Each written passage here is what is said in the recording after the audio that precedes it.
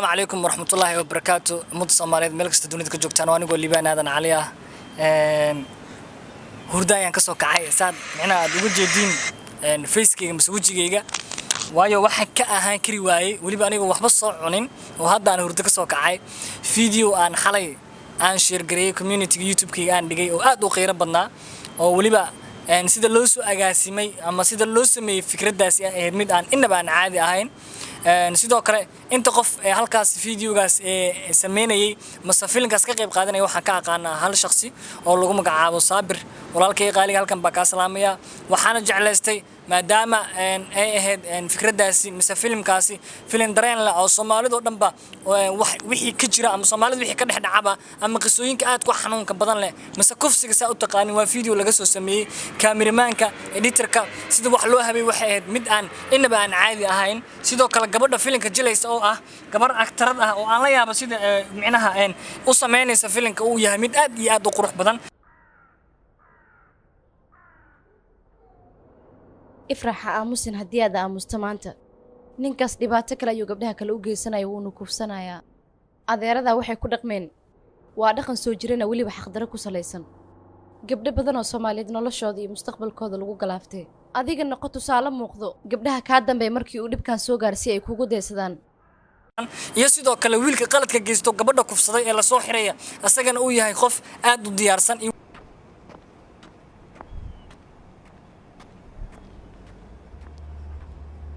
waliba Saabir oo ahba actorkii filimkaasi waday gabari firax la yiraahdo ma taqaanaa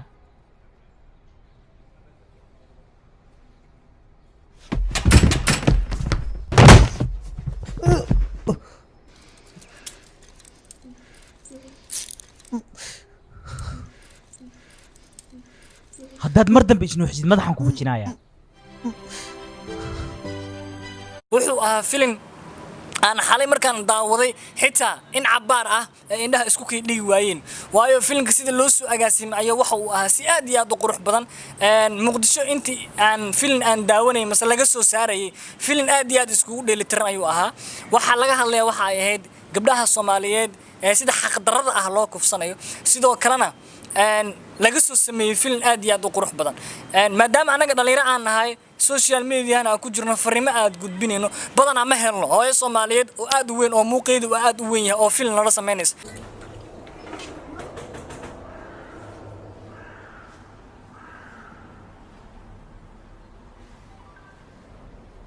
haya Abdulla maxaa soo xalisay ii sheeg bal reerkii waa la kulanay odayaashina waa la xaltanay ee iridda ka wareeg aan fariisanay iga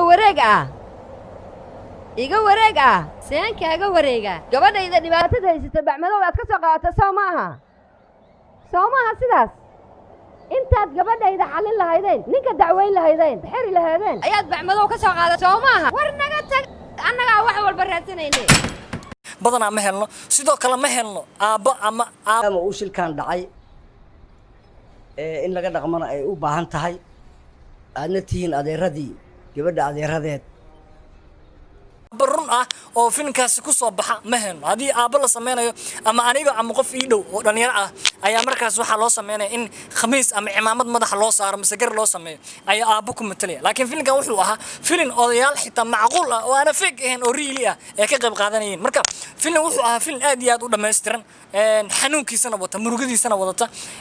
aad iyo aad ula dhacay waxaan jeclaystay inaan share gareeyo bulshada Soomaaliyeed aniga ugu sii xiranna aan sii tuso sidoo kale waxaan sii jeclaystay inaan filimkan aan ka hadlo aan u sii bidhaamiyo inta qof wali aan il saarin mise community aan u soo saaro sida muuqaalkaas uu u yeesho saameyn badan oo loo daawado marka waxa aad iyo aad ugu mahadcelinaya dhalinyarada Soomaaliyeed ee sida quruxda badan leh videogaas ugu soo shaqeysay loo edit gareeyay director-ka dhihin fikradda qofkii keenay dhihin fikradan way dhacday oo gabar ifrax la dhahay ayay ku dhacday waliba dhankaas iyo gaalkacay inay ahayd rajinaya ma hubo laakiin dhankaas inuu kufsiga ka dhacay gabar mar gaari lagu qaatay ayadoo iskuul loo diray la soo jirdilay la soo kufsaday marka filimkii bal yaa war idinku daalin waan qeereysanahay in dulqaata bal aan yara daawano filimkan oo ah filim aad iyo aad u murugo badan oo waxaan hubaa qofkii damiir Soomaalinimo mise walaal Soomaalinimo ku jirtaba hadduu il saaraba indhihiisaba aan ilinta cishan karin bal daawasho wacan sidoo kale yaanana ka tagin filimkaani waa isku dheelitiran yahay waxaan ka wadaa waa isku dheelitiran yahay waxaan ka wadaa waa muuqaal ahaan magaaladii aan joogno muqdisho kale magaaladii aan joogno subaxii ma ognahay waxaa maamooyinka iyo aabayaasha ku kala cararan BBC masraadii oo kale filimku wax walba ku dheelitiran yahay gabadhii oo isdiyaarinaysa iskuul isku diyaarinaysa dhaqaaqaysa subaxii hore oo iskuul u socota ardayda dugsiga quraanka ilmihii yaryara badii maalinta damaashaadka waa filim dhan walba ka dhameystiranoo aad iyo aad loogu fikir marka aad iyo aad baan idinkugu mahadcelinayaa mar labaad iyo mar saddexaad maadaama uu filimka uu dheer yahay xaquuqdiisana ay leedahay Somali action films waxaan jeclaystay in inta ugu yareed ugu macquulsaneed ee aan ka soo qaato oo aan reaction ka bixiyo oo aad ku murugada badan leh kadibna description-ka hoose aan idin soo saaro si idinkan u soo wada daawatiin waa mahadsantiin waxaad samaysaa faylkii aan kuu sheegay xafiiska igu keen walaal maxaan kaa caawiyaa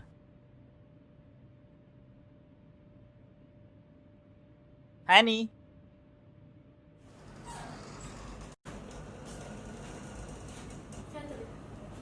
gabadhaan balbiyo u keen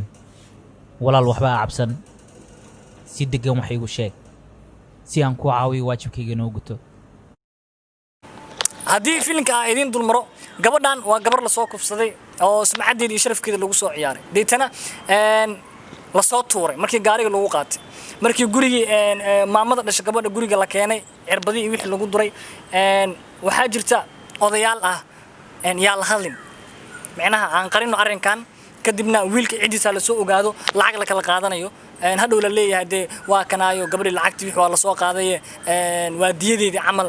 halkaas arrinka lagu damiyo marka gabadha way ka biyo diidaysaa hooyadan way ka biyo diidaysaa gabadha waxay go'aansanaysaa in ay dhiig isgeliso ay dhaqaaqdo saldhiga ugu soo dhow markaas ay tagto ay ku dacweyso ninkii dhagar qabahaana markaasna la soo xiro oo sharciga lala tigsado marka hadda arrinku waa soo dhacay inta yarta reaction-ka aan ka bixinayo waxa uu imaado saldhigi markay imaadana waxay sheegaysaa caqabadii markaas ku dhac marka badanaana gabdhaheena Soomaaliyeed wixii ku dhaca way qarsadaan markii runta laga hadlo laakiin gabadhan way dhiiratay filim ahaan ay ku soo gudbisay in la aamusin dhibka kugu dhacana ay sheegto sida walaalaha kala Soomaaliyeedna uusan dhibkan ugu dhicin ayagana aysan ugu aamusin bal aan daawano intii ugu murugta badneed ee filimka meeshan waa xarun booliis ammaan ayaadna ku tahay marka si degan wax walba igu sheeg daraad anigoo iskuulkii imaaday ayaa waxaa iga daba imaaday gaari cad waa shakiyey waa socod boobsiiye kadib haddana gaariga wuu iga daba imaaday si xowli ah horteeda ayaa lagu baakimay waxaa ka soo degtay nin afka ayuuna si xoog iiga qabtay xoog ayuuna gaariga igu saaray kadib maxaa dhacay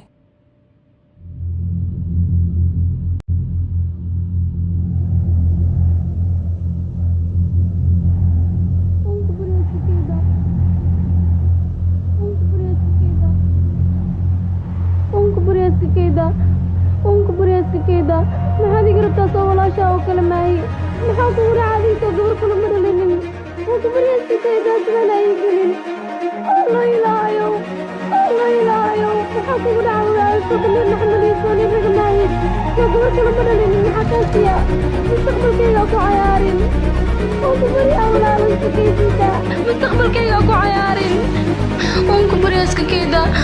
unka bari awlaalo iskakaysiisa alla ilaahayow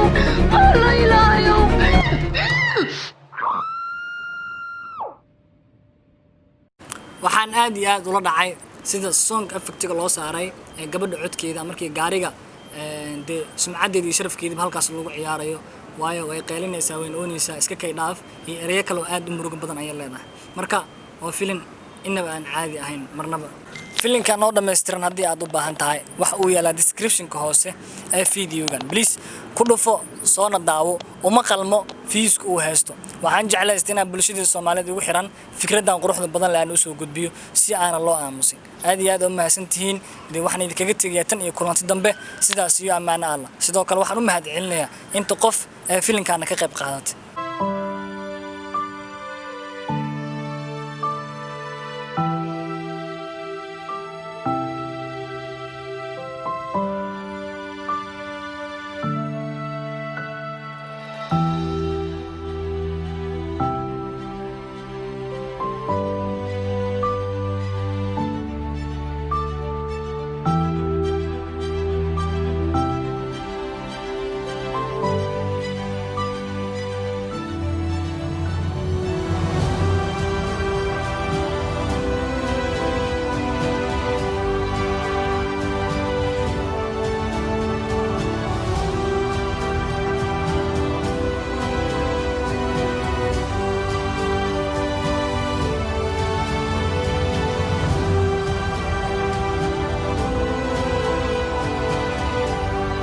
waxaan idin leeyahay thank you so much